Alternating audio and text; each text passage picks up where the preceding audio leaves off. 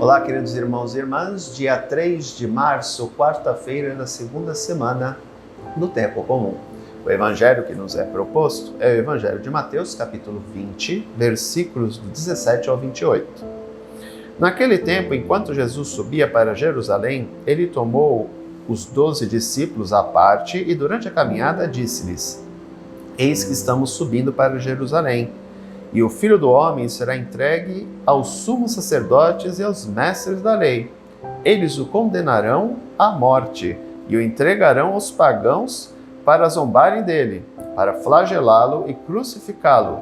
Mas no terceiro dia ele ressuscitará. A mãe dos filhos de Zebedeu aproximou-se de Jesus com seus filhos e ajoelhou-se com a intenção de fazer um pedido.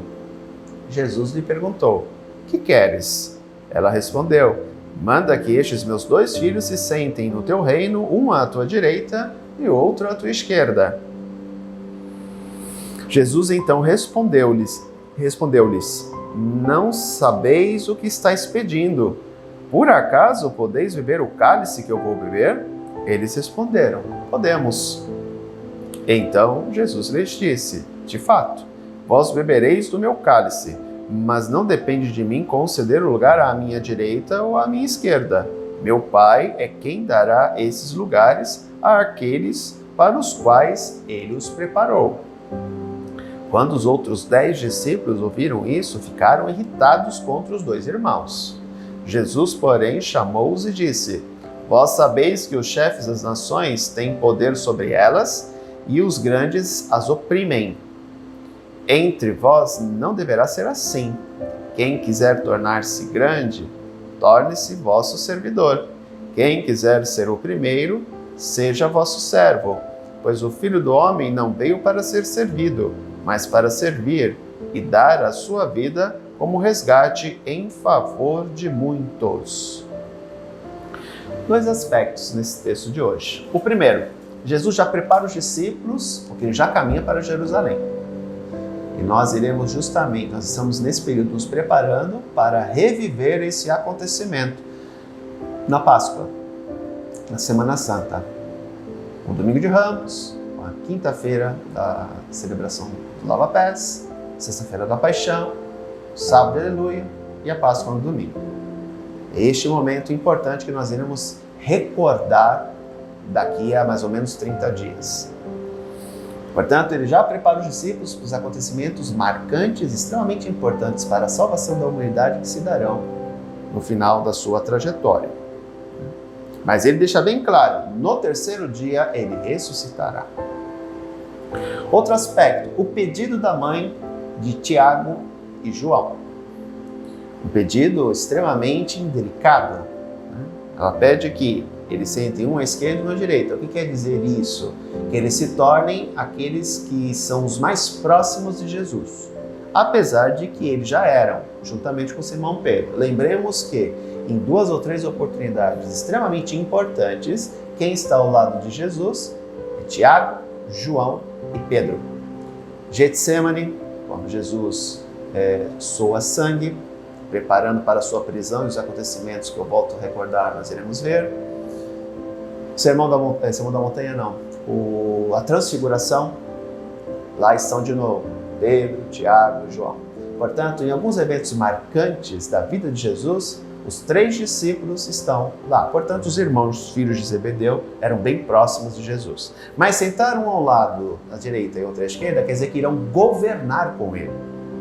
Quem senta ao lado do rei, tanto à direita quanto à esquerda, são aqueles que governam junto com ele. Aqui entra justamente um aspecto que ainda estava muito entranhado nos discípulos. A questão de um governo político, de um reinado no meio dos homens. Eles ainda não tinham compreendido quem Jesus era de fato. E que Jesus não veio instaurar um reino neste mundo. Ele veio libertar a humanidade do pecado, morrendo na cruz. E, ao se ofertar como sacrifício, garantir que todos aqueles que crescem nele ressuscitassem com ele, para ele e nele. Não é só a questão de Jesus ter morrido e apagado, entre aspas, o nosso pecado, ter libertado a humanidade do pecado e da morte na cruz. O aspecto um dos mais importantes também é a ressurreição. Se ele não tivesse ressuscitado, teria sido em vão o sacrifício dele. Ele ressuscita para que também nós, que cremos nele, possamos ressuscitar. Mas os discípulos estavam apegados ao aspecto puramente humano. Ok? Eu sempre digo que os discípulos só vão compreender de fato quem Jesus era após a sua ressurreição.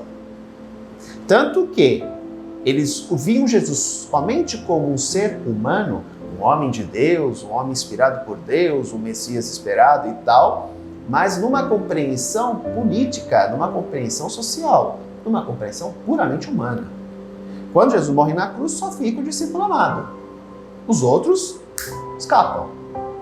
Quando Jesus aparece, nós vamos ver isso no segundo domingo da Páscoa, no famoso texto de Tomé, nós vamos ver que eles estão trancados no lugar por medo dos judeus, porque eles tinham medo de sofrerem o mesmo destino que Jesus tinha tido.